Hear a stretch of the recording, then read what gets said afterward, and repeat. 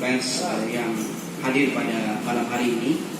Tentu yang pertama-tama kami dari Komisi Pemilihan Provinsi Bangka Belitung mengapresiasi dan mengucapkan terima kasih atas terlaksananya kegiatan diskusi kita pada malam hari ini terkait peran pers dalam mensukseskan Pilkada serentak 2020 yang tentu insyaallah akan digelar 9 Desember 2020.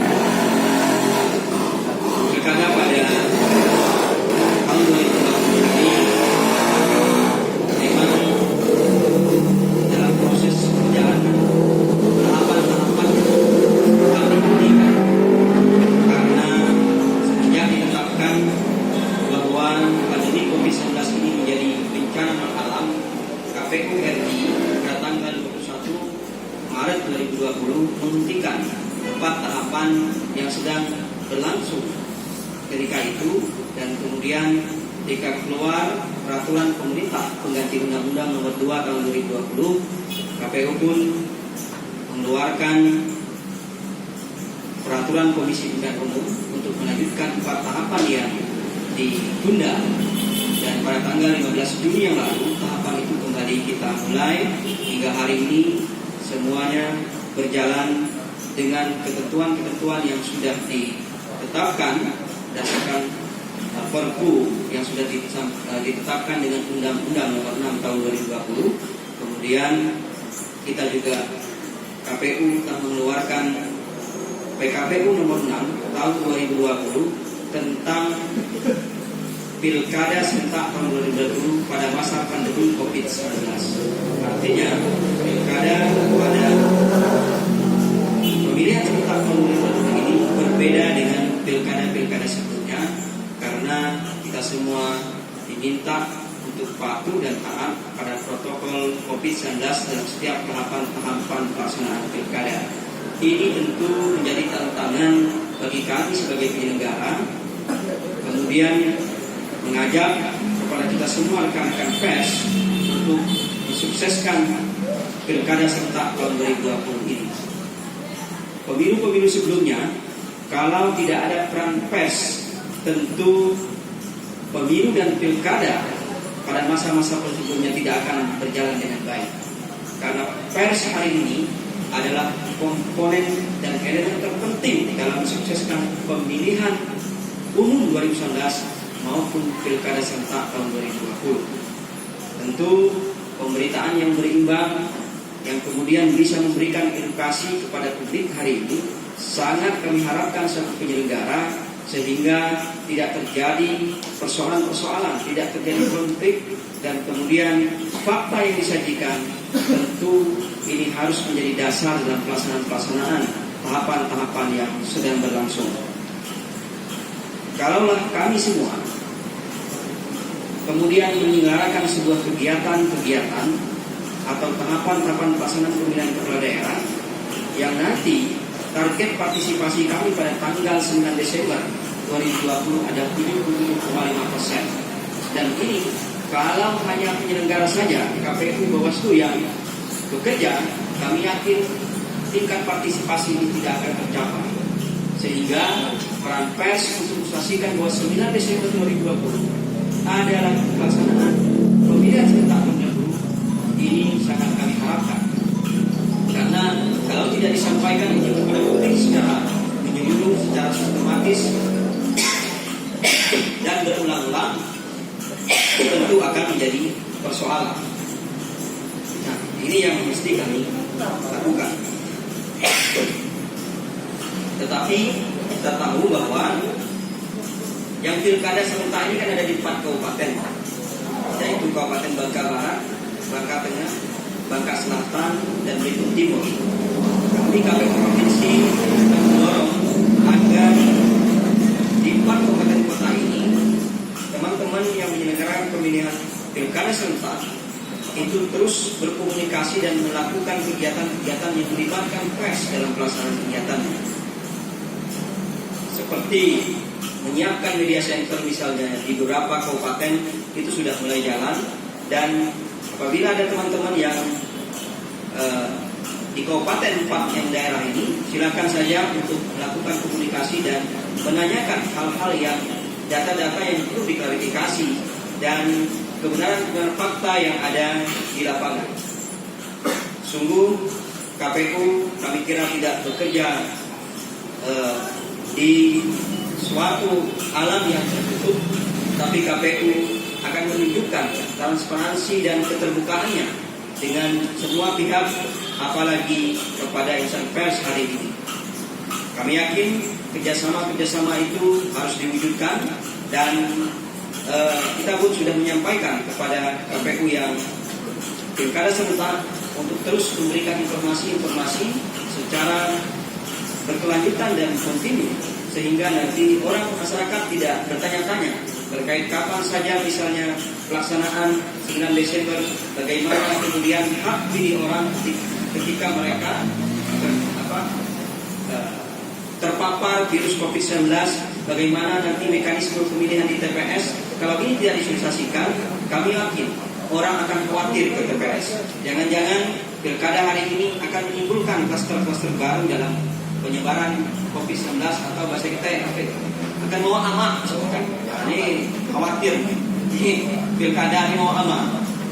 Nah, ini harus kita tegaskan. Jangan sampai target-target kami yang sudah disampaikan itu tidak tercapai. Target kami sebenarnya ada 3. Yang pertama tadi terkait partisipasi, itu minimal 77,5%, dan ini harus kita lakukan secara bersama-sama. Yang kedua, bahwa pilkada hari ini tentunya harus menghadirkan rasa aman dan tidak menghadirkan kekhawatiran dalam benak dan asumsi masyarakat ketika pelaksanaan 9 Desember 2020 itu dilakukan. Sehingga SOP kemudian regulasi itu harus mengatur hal-hal yang kemudian nanti orang ketika misalnya diukur suhu badannya ketika masuk TPS, kemudian dia lebih dari 37,2 derajat, maka akan disediakan bilik khusus untuk melayani hak suaranya. Yang ketiga, tentu semua yang ada yang sudah terdaftar dalam DPT maupun warga negara yang sudah punya hak pilih harus terlayani 100% hak pilihnya. Tidak ada nanti orang yang lagi misalnya dalam kondisi orang yang berpergian kemudian dia harus mendek di rumah, biasa kita isolasi ya. Dia isolasi kemudian dia tidak diberikan hak pilihnya. Kemudian dia terpapar tidak diberikan hak pilihnya karena isolasi. Nah, tiga ini harus dilakukan. Kalau kemudian kita memaksakan melakukan pilkada serentak pada 9 Desember, kemudian orang terhalangi hak pilihnya secara konstitusional, maka ini harus menjadi pertimbangan kita bersama. Untuk itu, kami kira pada kita semua tentu peran pers hari ini di Bangka Belitung khususnya, kemudian di 4 kabupaten kota ini perlu kami apresiasi, dan selama ini sungguh karena dekat rekan-rekan pers dan teman-teman media, pilkada kita di beberapa pilkada ini berjalan dengan baik dan lancar, tidak ada persoalan-persoalan yang berat. Malam hari ini teman-teman sudah mewujudkan peran teman-teman semua untuk sama-sama menyelesaikan pilkada ini dan menyampaikan kepada publik bahwa kita di Bangka Belitung pada masa pandemi ini akan tetap optimis, dan tentu pilkada serentak akan terus kita ulang dengan protokol COVID-19. Kami yakin Bapak Ibu semua di beberapa daerah, kalau ada nanti KPU kota yang kemudian tertutup dengan informasi-informasi yang tertutup dengan kerjasama yang dilakukan, baik kerjasama yang bersifat formal maupun non formal, itu disampaikan saja kepada kami di kota ini. Tapi di beberapa daerah kami lihat seperti di Bangka Barat, pertemuan dengan media itu dilakukan secara berkala.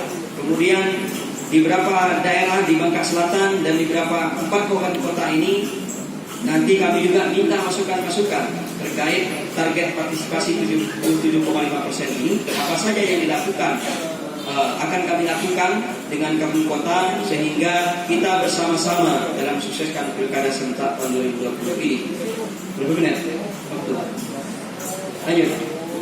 Oh, 2 menit lagi.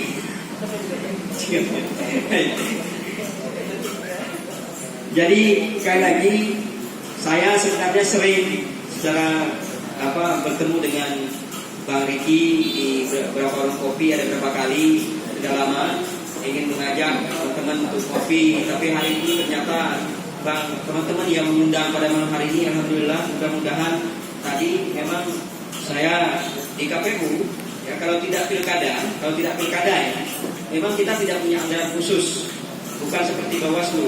Kalau Bawaslu ini saya lihat mereka punya anggaran khusus. Saya tidak tahu ini apakah KPU ya, saya tidak tahu. Tapi di KPU yang pilkadanya di 4 kabupaten kota, maka kita tidak dapat hibah dari provinsi.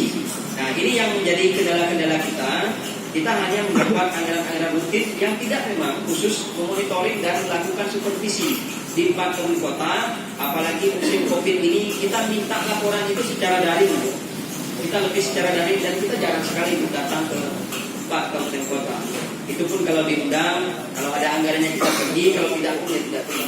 Nah, ini menjadi persoalan dan sebenarnya sudah saya sampaikan kepada KPRI, karena KPU provinsi itu walaupun tidak pilkada, dia bertanggung jawab untuk mengkoordinir 4 kabupaten yang pilkada, sehingga terkait anggaran-anggaran apapun itu ada di 4 kabupaten kota yang melaksanakan pilkada. Tapi saya yakin dengan semangat kita bersama di provinsi ini, kita semua bisa bersinergi untuk membangun pilkada yang berintegritas, pilkada yang sehat, dan pilkada yang aman bagi kita semua. Mungkin itu yang dapat saya sampaikan, mungkin sekedar pengantar. Nanti kalau kita ada diskusi-diskusi, kita lebih baik diskusi, karena ada juga nanti Bawaslu dan senior saya Bang Sahril dan Bang Agus yang tausiahnya sering saya dengar di media dan warung kopi. Saya kira kalau Bang Agus warung kopi, saya dengan tausiahnya. Kalau Bang Sahril ini kan sering di halaman 1 Bubble Post itu dengan tulisan-tulisannya per minggu. Saya kira memang sudah menelaah kondisi-kondisi politik kita hari ini, yang tentu tulisannya kadang-kadang membuat bergetar apa yang ada di provinsi ini, dan kami pun membacanya seperti itu, alhamdulillah. Dan sekali lagi peran dan sinergisitas antara kami penyelenggara dengan teman-teman pers tentu tidak bisa dilepaskan untuk mensukseskan pemilu hingga hari ini. Jadi itu wabillahi taufiq wal hidayah. Assalamualaikum warahmatullahi wabarakatuh.